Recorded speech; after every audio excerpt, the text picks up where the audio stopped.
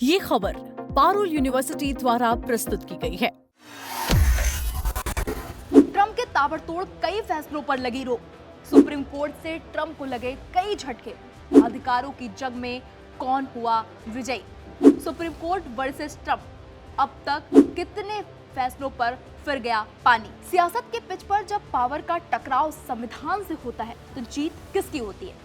आज हम बात कर रहे हैं अमेरिका के राष्ट्रपति डोनाल्ड ट्रंप की, जिन्हें उनके दूसरे कार्यकाल में सुप्रीम कोर्ट से एक के बाद एक कई कानूनी झटके मिल रहे हैं। ट्रंप का अंदाज है मेरा फैसला आखिरी फैसला, लेकिन अमेरिका का सुप्रीम कोर्ट कह रहा है कि नहीं, संविधान ही है असली फैसला। आज हम आपको बताएंगे कि कैसे ट्रंप के उन तमाम एग्जीक्यूटिव ऑर्डर्स को कोर्ट ने रद्दी की टोकरी में डाल दिया है जिन्हें ट्रंप अपनी मास्टर स्ट्रोक नीति मान रहे थे।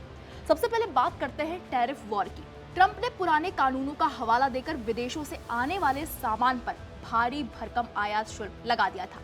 उनका दावा था इससे अमेरिका बचेगा, घाटा कम होगा। लेकिन 20 फरवरी 2026 को सुप्रीम कोर्ट ने साफ कर दिया कि राष्ट्रपति किसी राजा की तरह मनमाने आर्थिक फैसले नहीं ले सकते। कोर्ट ने कहा कि टैक्स लगाना और टैरिफ तय करना संसद का अधिकार है। राष्ट्रपति अगर ऐसा करेंगे तो ये संवैधानिक मर्यादा का उल्लंघन होगा। ट्रंप की व्यापार नीति को ये एक बड़ा कानूनी झटका था। अब जरा सोचिए, कोई आपसे आपका हक छीन ले तो आप कहां जाएंगे? जाहिर सी बात है, कोर्ट जाएंगे। ट्रंप ने कार्यकारी आदेश निकाला कि अगर माता पिता अमेरिकी नागरिक नहीं है तो उनके बच्चे को भी बर्थ राइट सिटीजनशिप नहीं मिलेगी। लेकिन अदालत ने संविधान के 14वें संशोधन का पाठ पढ़ाया। सुप्रीम कोर्ट ने स्पष्ट किया कि जन्म के आधार पर मिलने वाली नागरिकता को कोई राष्ट्रपति महज एक साइन से खत्म नहीं कर सकता। यह आदेश खारिज हुआ और ट्रंप का इमिग्रेशन प्लान एक बार फिर ठंडे बस्ते में चला गया। ट्रंप सरकार ने सरकारी संस्थानों में विविधता और समावेश यानी कि DEI कार्यक्रमों पर रोक लगाई थी। लेकिन उसके बाद क्या हुआ, आइए आपको ग्राफिक्स के जरिए दिखाते हैं। संघीय अदालत ने कहा सरकार अपने अधिकार क्षेत्र से बाहर नहीं जा सकती। वहीं डाक मतपत्र यानी कि मेल इन वोटिंग पर चुनाव नियमों में बदलाव करके ट्रंप प्रशासन संघीय नियंत्रण बढ़ाना चाहता था। 31 मार्च 2025 को अदालत ने उन पर भी रोक लगा दी। कोर्ट ने साफ कर दिया कि राज्यों के चुनाव और उनकी प्रक्रिया में दखलंदाजी करने का अधिकार राष्ट्रपति को नहीं है।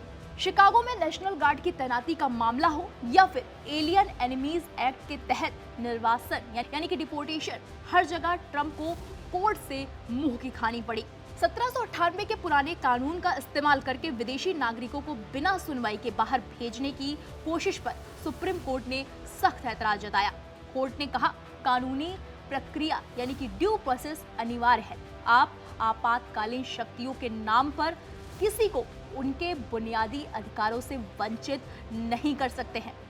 सिर्फ इतना ही नहीं, हाल ही में एक ही दिन में आए फैसलों ने अमेरिका की राजनीति की दिशा ही मोड़ दी है। एक तरफ सुप्रीम कोर्ट ने बर्थ राइट सिटीजनशिप पर ट्रंप की पाबंदी को पूरी तरह खारिज कर दिया, वहीं दूसरी तरफ कोर्ट ने ट्रांसजेंडर एथलीट्स को लेकर एक बड़ा फैसला सुनाते हुए राज्यों को ये छूट दे दी है कि वो महिलाओं की खेल टीमों से ट्रांसजेंडर खिलाड़ियों को बाहर रख सकते हैं। इन फैसलों का मतलब क्या है? क्या ये ट्रंप के लिए एक चेकमेट है? जी हाँ, ये फैसले साफ करते हैं कि अमेरिका में कोई भी व्यक्ति, चाहे वो राष्ट्रपति ही क्यों ना हो, कानून से ऊपर नहीं है। आने वाले समय में इमिग्रेशन, LGBTQ+ अधिकार और चुनाव सुधार की ये बहस 2026 की अमेरिकी सियासत को पूरी तरह बदलने वाली है। तस्वीर साफ है, ट्रंप का एग्जीक्यूटिव ऑर्डर बनाम अमेरिकी संविधान, और इस जंग में फिलहाल जीत संविधान की होती हुई दिखाई दे रही है। अब इस मामले पर आपकी क्या राय है, हमें कमेंट बॉक्स में जाकर जरूर बताइएगा। बाकी बड़ी खबरों के लिए देखते रहिए दैनिक जागरण न्यूज़। नमस्कार।